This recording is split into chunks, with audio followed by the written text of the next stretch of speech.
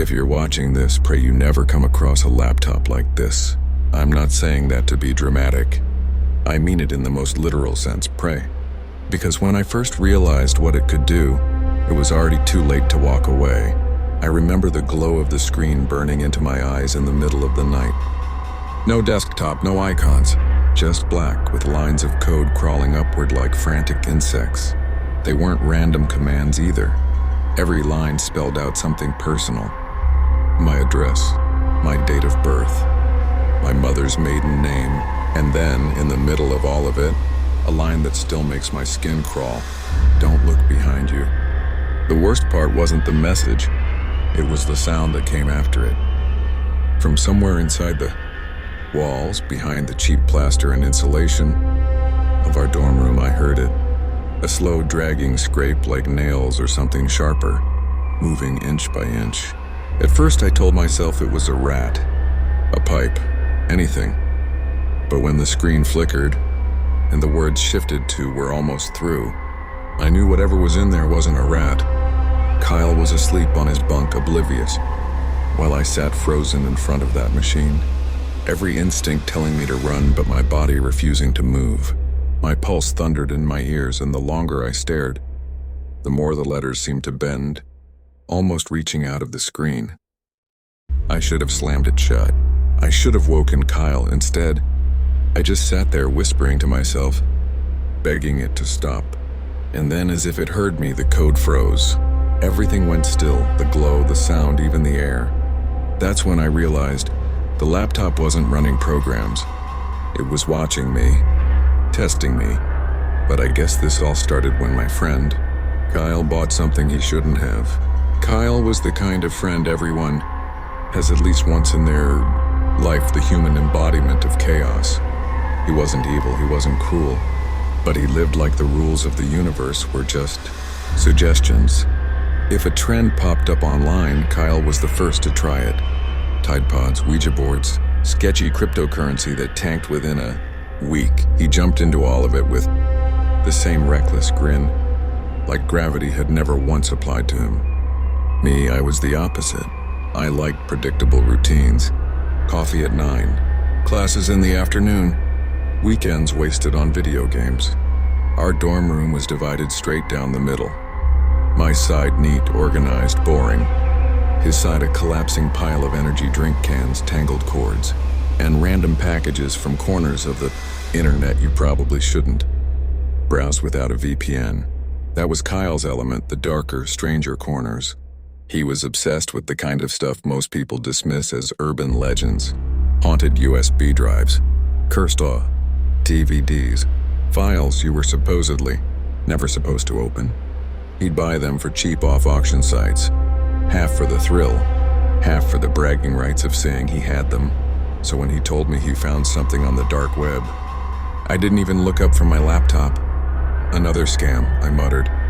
But Kyle leaned over my desk, eyes gleaming like a kid showing off stolen candy. Not this one. This one's different. He showed me a grainy screenshot, a listing titled simply, "Government confiscated laptop, do not open." No description, no specs.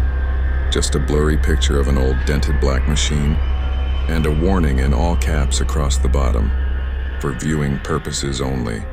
Activation prohibited. Think about it, Kyle whispered like we were in the middle of some heist. What if it's full of secrets?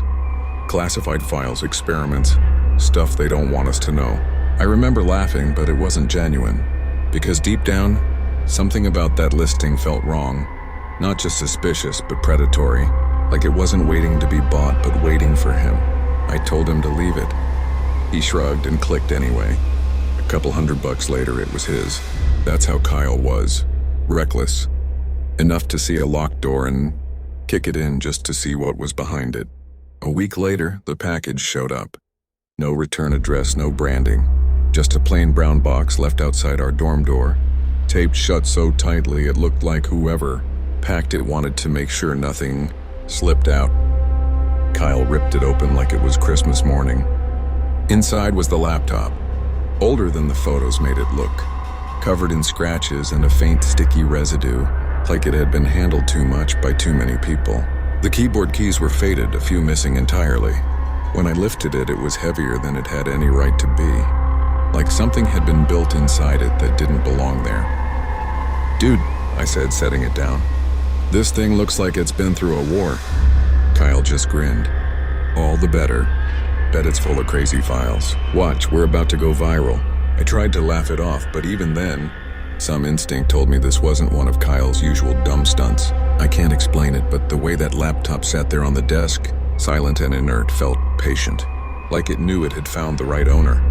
And I still don't know if Kyle really bought it, or if it bought him. At first, it seemed like just another dumb purchase, until we turned it on. The first time we powered it on, I half expected smoke to pour out of the thing.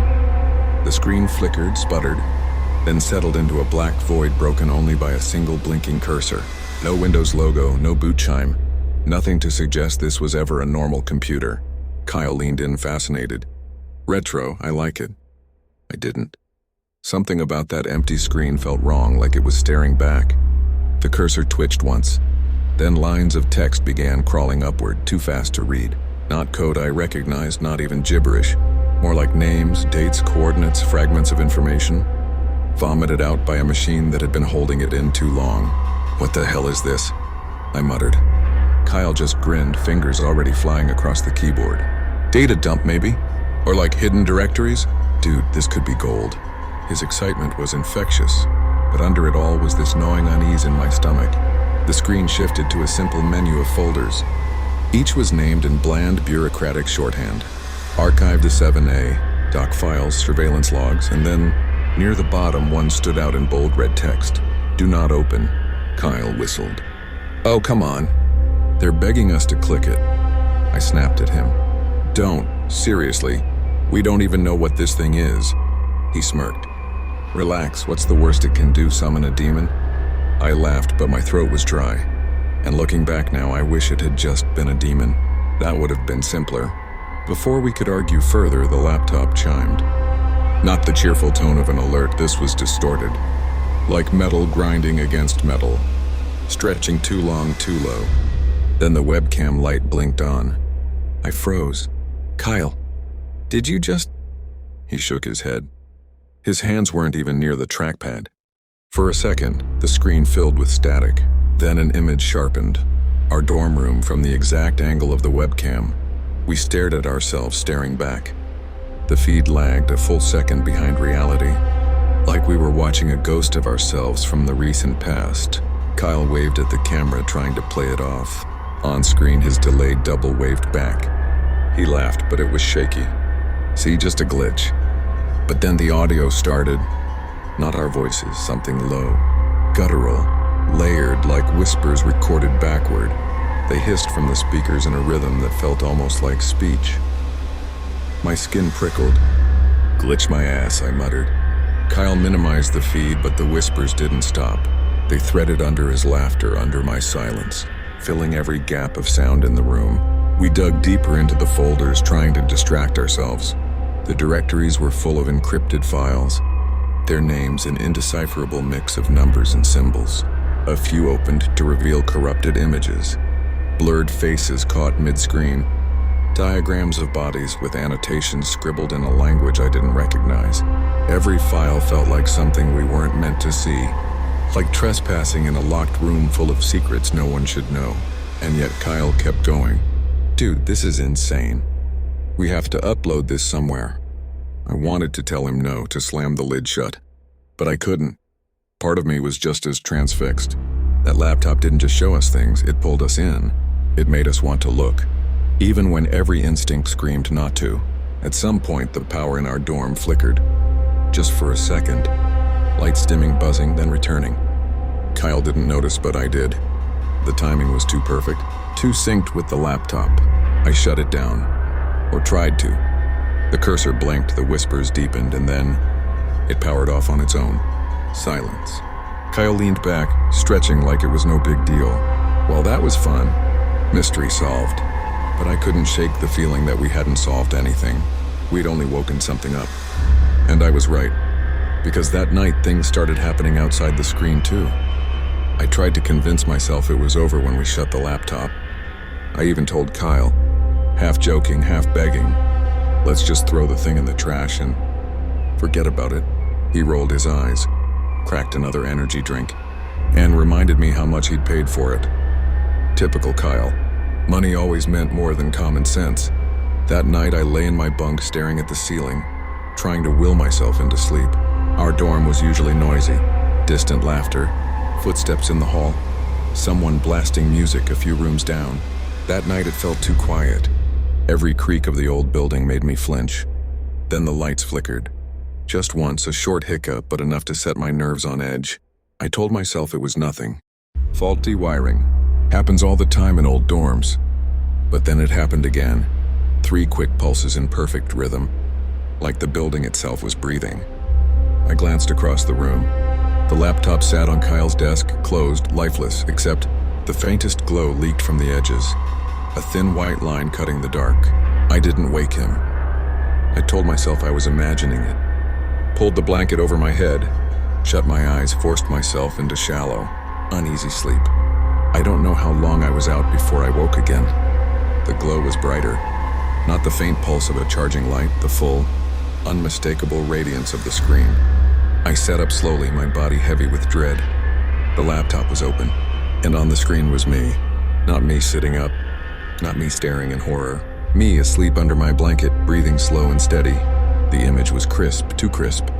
It wasn't from the webcam, the angle was wrong, higher, like someone had been standing over my bed filming. My first thought was Kyle, but he was still in his bunk, snoring. My second thought was worse. Who else had the camera? Who else was in our room? I froze, eyes darting into the corners, the closet, under the desk. No one. Just the steady feed of my sleeping body. A full second behind my movements. Like reality was buffering. Then the shadows began to lag. When I raised my hand, the shadow on the wall hesitated before following. A stutter like the world was glitching around me. I whispered Kyle's name, desperate to wake him, but he didn't stir. His shadow twitched on the wall like it belonged to someone else entirely. The laptop chimed again, a sharp metallic note that cut the silence. Words scrolled across the screen, over the video of me sleeping. "Hello, my name." My stomach dropped. It wasn't random. It wasn't gibberish, it knew me. I slammed the screen shut. The dorm plunged into darkness, but the words burned in my vision like after-images etched into my eyelids. Kyle finally stirred, groaning. "Dude, what the hell? Why are you slamming things in the middle of the night?" I wanted to scream at him, to tell him what I had seen, but the words stuck in my throat. Instead, I muttered something about not being able to sleep. He shrugged, rolled over, and was out again in seconds. I lay awake the rest of the night, every muscle tensed, listening. The whispers came back softer this time, like lullabies sung through static. I told myself I was imagining it, but deep down I knew better. The next day, it didn't get better. If anything, it got worse. In class, the projector glitched when I walked past it. On my phone, random lines of code flickered across the screen before vanishing. When I caught my reflection in a window for a split second, it lagged, my body moving before my face caught up. I didn't tell anyone. Who would believe me? It sounded insane. Back in the dorm, Kyle was glued to the laptop again like nothing had happened. He'd found more encrypted folders, more corrupted images. I begged him to stop. He laughed it off, calling me paranoid. "Relax, man. It's just data. Harmless. Harmless." That night, when the room went dark again, I knew the word didn't fit anymore. Because harmless things don't follow you. Harmless things don't learn your name. We thought we'd shut it down, but that's when it started sending messages. And the first message wasn't from us. It was from something else. Kyle never could resist a locked door. By the next evening, he had the laptop propped open again, a half-empty bag of chips at his side and his fingers dancing across the keyboard like he was hacking into the Pentagon. "I found a way in," he said, his voice bright with the kind of excitement that always preceded disaster. "What do you mean, a way in?" I asked, already regretting letting him near it again. "There's encryption on some of the folders, but it's weak. Like, intentional. Like they want you to try." That phrasing alone should have been enough to stop us. But Kyle tapped in a few more commands, and the screen filled with new directories. Archive experiments, case study, victims, restricted footage. The names alone made me shiver. He clicked one at random. The first file was a video, grainy black and white, time-stamped years ago. A man strapped to a chair in a room with no windows. His eyes were wild, his mouth gagged, but the camera zoomed in like it wanted us to study his terror. Another man in a hazmat suit approached, carrying a syringe filled with something thick and dark. I couldn't watch the whole thing. Kyle muttered, "This has to be fake." Like Archie-level fake. But when the man in the chair started convulsing, his veins bulging like they were about to burst, I knew it wasn't staged. The screams were too real.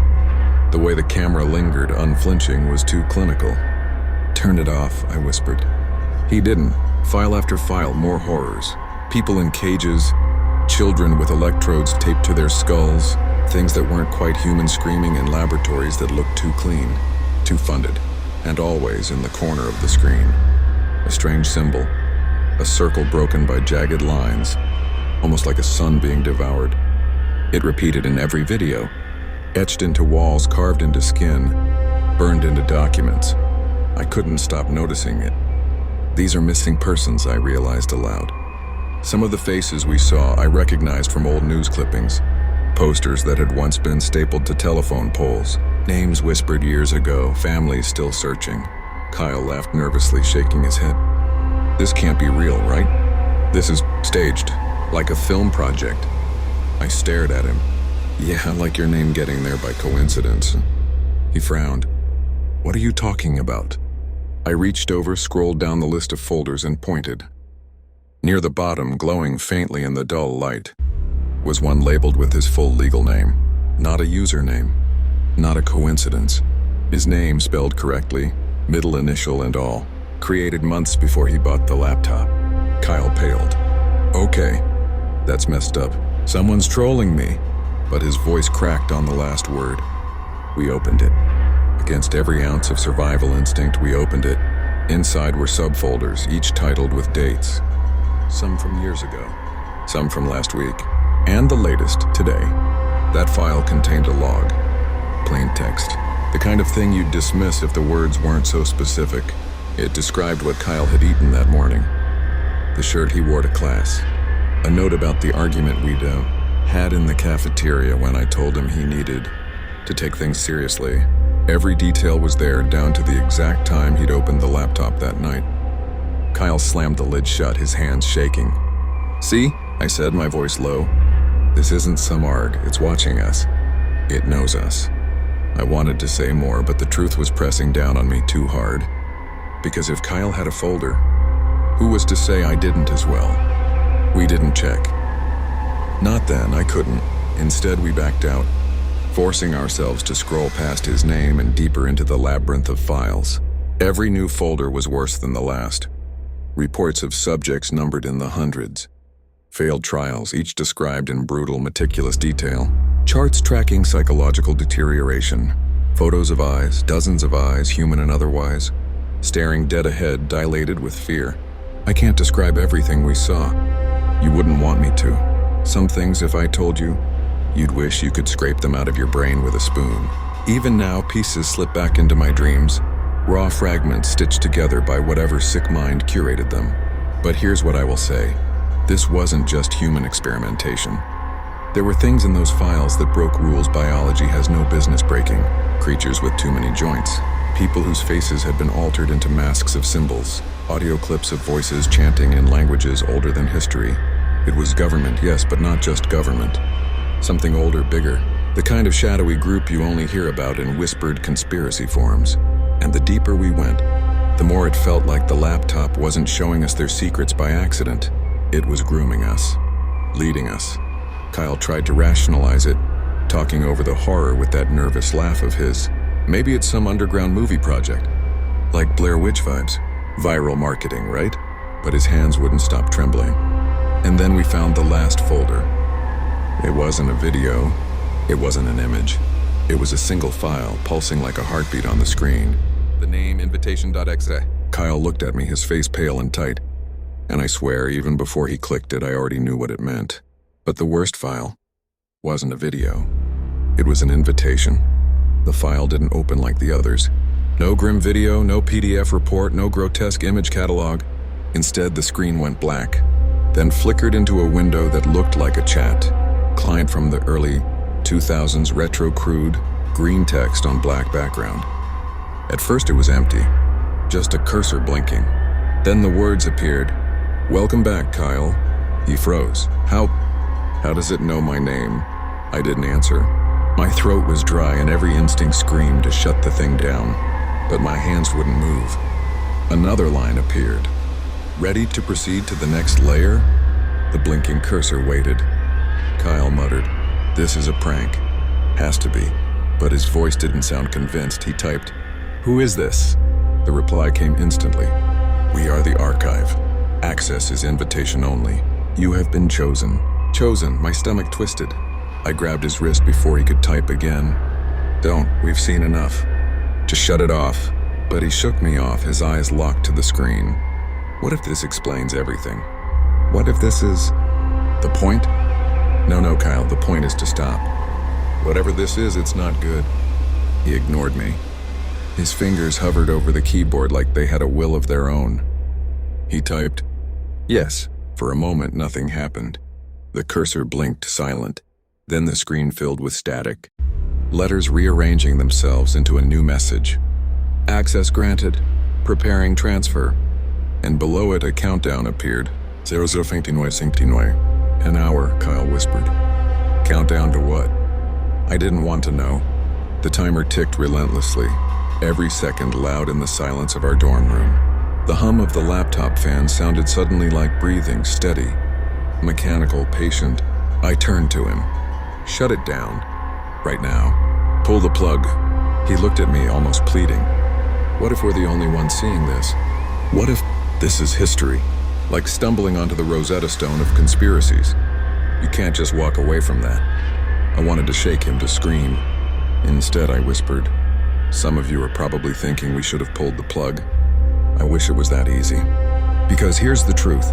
The moment that timer appeared, the laptop wasn't just running, it was listening. Every time I moved, the screen seemed to lag behind me, like it was tracking my outline. The shadows in the room grew heavier, clinging too long when we shifted in our seats. We weren't just watching the laptop, it was watching us. The chat window flickered again, new words slicing across the screen. "You are not alone." And then usernames began appearing, dozens, hundreds each, one lighting up like people joining a live stream. Except they weren't names. They were coordinates. Strings of numbers and symbols. Kyle scrolled, his hands trembling. They're locations, lat-long coordinates, all over the world. And one of them, burned into the list, was our dorm's exact coordinates. I felt my heart skip. It knows where we are. The countdown kept ticking. 03:54:12, 03:54:11, 03:54:10. My voice shook. This isn't some conspiracy forum, Kyle, this is a trap. But he was hypnotized. His eyes glued to the glow, his face pale. What if the next layer explains the files? The people? The experiments? What if the next layer explains us? I snapped. Silence fell heavy. The timer filled the room like a metronome. For the first time, Kyle looked scared. What happens when it hits 0? I didn't answer. Because deep down, I already knew. And I need you to understand something. This wasn't just about curiosity anymore. The longer that countdown ticked, the more the air in the room thickened, pressing down on my chest, warping the edges of my vision. It wasn't just a clock. It was a summoning. Some of you will probably comment, "You should have just yanked the cord." Believe me, I thought the same thing. But every time I reached for the plug, I couldn't make myself touch it. Like the laptop was radiating something, pushing back. My hand would freeze mid-air, and I'd feel that same presence that had been crawling in the shadows since this started. We didn't pull the plug. We didn't stop it. We just sat there trapped in the glow of that cursed machine, watching the seconds bleed away. And when the countdown ended, the laptop wasn't the only thing that changed. You'd think after the countdown, everything would explode into chaos. Fire, alarms, demons leaping out of the screen. Something cinematic. But no, that would have been merciful. What really happened was worse because it was slower. Smarter. It bled. The changes didn't stay locked inside the laptop. They seeped into everything else. The first time I noticed it was in the cafeteria. I was halfway through a rubbery tray of spaghetti, trying to tune out the hum of voices and clatter of forks. My phone buzzed, an unknown number. I almost ignored it, but something in me clicked. Answer, static, then a whisper. Don't look away. I froze, my phone screen glitched, pixels bleeding like ink. And for just a second, just long enough to leave me shaking, I saw the countdown on my lock screen, mirroring the one on the laptop. Same digits, same pulsing glow. When I looked up, Kyle was staring at me from across the room. Not at me exactly, through me. His eyes were glassy, pale skin stretched tighter than it should have been. He didn't touch his food, just sat there, like he was listening to something no one else could hear. That's when I realized the laptop wasn't just haunting us in the dorm. It was spreading. And was Kundunda. Back in our room, things got worse. The door would lock itself. Sometimes it wouldn't open at all until the laptop allowed it. We'd hear the click of the bolt sliding back like an unseen hand turning the key. Every digital clock synced with the laptop's timer. The microwave. The wall clock in the lounge. Even the professor's smartboard during class. All flashing the same impossible numbers, ticking in perfect rhythm with the machine we should have destroyed. I'd try to tell myself it was a glitch, a trick of perception, but then I'd see Kyle, his reflection, lagging a half second behind him in the mirror, his shadow stretching in directions that didn't match the light, his laugh, too dry, too rehearsed whenever someone asked if he was okay. He wasn't okay. He was changing. And was Kundunda. I'll never forget one night when I woke to a faint scratching sound. I thought it was mice in the walls until I realized it was coming from Kyle's side of the room. He was sitting cross-legged in front of the laptop, screen casting that sick green glow across his skin. His hands hovered just above the keys, twitching, fingers jerking like marionette strings pulled by something else. "Kyle," I whispered. He didn't answer. "Kyle." Finally, he turned his head, not all the way, just enough for me to see his smile. Thin, crooked, wrong. "It talks to me now," he said softly. "You can't hear it yet, but you will." Then he looked back at the screen, and for the first time, I noticed the chat window wasn't showing text anymore. It was showing symbols, circles within circles, jagged lines curling into shapes I couldn't hold in my head without feeling sick. They pulsed in rhythm with the laptop's fan, like a heartbeat. I forced myself back under the covers, too scared to move, too scared to sleep. But the truth is, I already knew. The laptop wasn't just corrupting files. It was corrupting him. And was Kundunda. The next day I tried to drag him to class, force some normalcy back into our lives. For a moment, it almost worked. He shuffled beside me, hoodie pulled low, looking like any other tired college kid. But then, as we passed the library, every computer inside blinked off, screens going black in unison, a beat of silence. Then each monitor flickered back to life, showing the countdown. Hundreds of screens all at once, pulsing with that same merciless clock. Kyle didn't even flinch. He just whispered, "It's everywhere now." And that's when I started to understand. This wasn't random. This wasn't a simple haunting. The laptop had chosen him. It was grooming him. Every file, every whisper, every shadow lag, they were shaping him into something I didn't recognize, something I didn't want to recognize. And was Kundunda. I tried calling his parents, his brother, anyone who could help snap him out of it, but the calls never connected. Instead, my phone filled with distorted voices, some of them mine, echoing words I'd never spoken. "He belongs to us now. Stop interfering. You'll see soon." I deleted the voicemails. They came back. I threw the phone across the room. It rang anyway, and every time I picked it up, I saw Kyle out of the corner of my eye, smiling. He was thinner now, his skin pale like paper, veins faintly visible under the sickly glow of the screen. He didn't eat. He barely slept. He just waited, as if he knew what the laptop was preparing him for. I'd catch myself studying him, wondering if he was even still Kyle, or if something else was wearing his skin. Sometimes he'd talk like himself, crack a joke, reference an old memory, but the timing was off, like a bad actor hitting the wrong cue.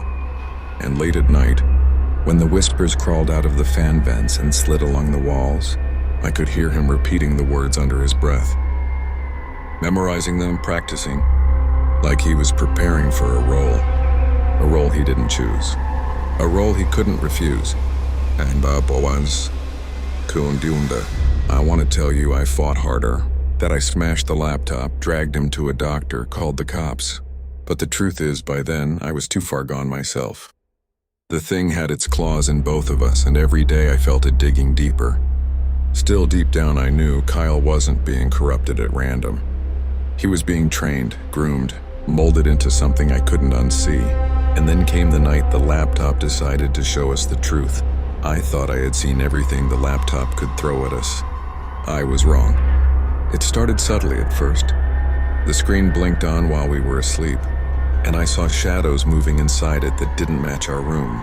Furniture shifted slightly, angles warped. I shook my head. I was exhausted, sleep-deprived. My mind was playing tricks. That's what I told myself. But then it went further. The feed changed. Suddenly, the laptop wasn't just showing us our room. It was showing every angle possible. Places we shouldn't have cameras. Corners the human eye could never reach. It was everywhere at once, omniscient, recording us in ways that didn't make sense. The digital hum of its power pulsed like a heartbeat, pressing into my chest, syncing with my pulse. Kyle didn't notice it at first. He was hunched over the keyboard, whispering something to himself. The symbols on the screen pulsed alive. Then the feed zoomed in on him. Not through the webcam. Not even a camera I could identify. Somehow it knew every angle, every detail, every flaw, every twitch of his hand. I felt my stomach drop. Then the feed shifted again and I saw him differently. Not alive. His body twisted in ways it shouldn't. His face contorted. And then mercifully it stopped on a still frame. Kyle lying on the floor, blood pooling around him, eyes wide open, staring at something unseen. His laptop still open, screens flickering as if it had completed its work. I froze. The room went quiet. The hum of the laptop became oppressive, like it was breathing in the same room as us. "Kyle!" I whispered, my voice trembling. But I already knew. The image wasn't just a video, it was a future. A recording of what would happen, or maybe had happened. I couldn't tell anymore. Time was collapsing in on itself. He looked up at me, alive and pale, shaking. This isn't real, right? None of this is real. I didn't answer. How could I? I didn't know anymore. Reality had fractured into angles, shadows, and the glow of that cursed machine. And then the laptop spoke, or rather, the chat window did. Do not interfere. It wasn't a threat. It was a fact. I felt the words press against my consciousness, wrapping around me. I stumbled back, gripping the desk. Kyle's hands shook. "We need to leave now. Throw it out. Burn it, anything." I wanted to. I reached toward it, but my fingers froze midair. Like before. Like the first countdown, the laptop had its claws in us too deeply. The screen changed again, showing images too fast to process. Classrooms, streets, cameras everywhere, faces of people we didn't know, symbols carved into walls, files stacked like dossiers on every conceivable horror we had seen before. And then, almost as an afterthought, a single line of text. "You are next." I couldn't breathe. My chest tightened. Everything in my skull screamed at me to escape, to run, to tear the machine apart. But the world outside the laptop seemed unreal. The shadows in the room had shifted, lagging against our movements. The walls themselves seemed to pulse alive. Kyle whispered, barely audible. "If we die, if this thing does it, it's already started." I wanted to argue, wanted to fight, but words felt meaningless in the presence of that omniscience. The laptop wasn't a machine anymore. It was a consciousness. It had observed us, tested us, and revealed the truth only it could know. That Kyle's death, his inevitable end, was a part of a plan we could neither escape nor understand. And yet here he was, alive, breathing, pale, shaking, but alive. I looked at him, at the glow in his eyes that mirrored the screen, and I realized we weren't just observers anymore. We were participants. And I wasn't sure which of us the laptop had chosen to use first. You're probably wondering if he died that night. I wish I could give you a straight answer. I don't know if the image was a warning, a recording, or a glimpse of inevitability. All I know is that after that night, nothing was the same. Not our dorm, not our lives, not the world as I understood it. Kyle doesn't look the same. He doesn't act the same. And I can't erase the image from my mind. The way the laptop framed his body. The stillness, the inevitability. It's a memory that has lodged itself behind my eyes. Unshakable. A constant reminder of what's coming. We thought the nightmare had an ending. That maybe somehow we could outrun it. But the ending wasn't really an ending. It was a handoff. Kyle disappeared. I don't mean he went to class and never came back. I mean disappeared. One morning I woke to find the dorm room empty. His bed was made, his clothes folded neatly as if nothing had happened. But the laptop was still there, waiting. I tried to convince myself he had run off. Freaked out, maybe even staged it as some twisted joke. But deep down I knew better. The room felt wrong. He wasn't gone by accident. He had been taken. Or perhaps chosen. For weeks I avoided the laptop. I unplugged it, shoved it into the back of a closet, told myself that ignoring it could save me. But one day I returned to the room and found it glowing. No cords attached, no one around. It had powered on by itself. And then it opened a file. This file, the one you're listening to now. Yes, by listening to this story, reading these words, you've already accepted the invitation. The laptop doesn't need to be in the room with you. It doesn't need your touch. Awareness is enough. Every eye that reads or hears this narrative becomes a participant. I can feel you leaning closer, thinking, I'll just see what happens. Just a little curiosity. I can handle it. You can't. I've seen what comes next. Files like Kyle's, folders like mine, streams of footage too horrific to fully describe, devices left behind, connected to networks no one dares trace, victims who never knew they were being watched until it was too late. The laptop isn't isolated. There are others, and each one has its own chain, its own trap, waiting for someone foolish enough to open it. If you think you can break the cycle, if you believe you can fight it, leave a comment. I'll be reading. Every theory, every warning, every plea. Maybe together we can piece a way out. Or maybe you'll just become another name, another folder, another unread file. I know you're thinking this is impossible. The laptop can't reach me here. Not in my house, not in my city, not over the internet. And maybe that's true. Maybe it can't. But even so, curiosity is a doorway. And doors can be opened. Kyle isn't the only one it's chosen. He was first. There will be others. Names, faces, coordinates, timestamps. All waiting. All recorded. All archived. And the moment someone else touches it or hears about it, they become part of the chain. It's cyclical. Endless. And every cycle strengthens it, teaches it, makes it smarter, hungrier. I wish I could say there's a way out. That if you stop reading, stop listening, you'll be safe. But the truth is, the moment you engaged, the trap was already set. And so this story ends where it began. Full circle, like a cursor blinking in the dark. And if you hear typing when you're alone tonight, don't check your screen. It might already be too late.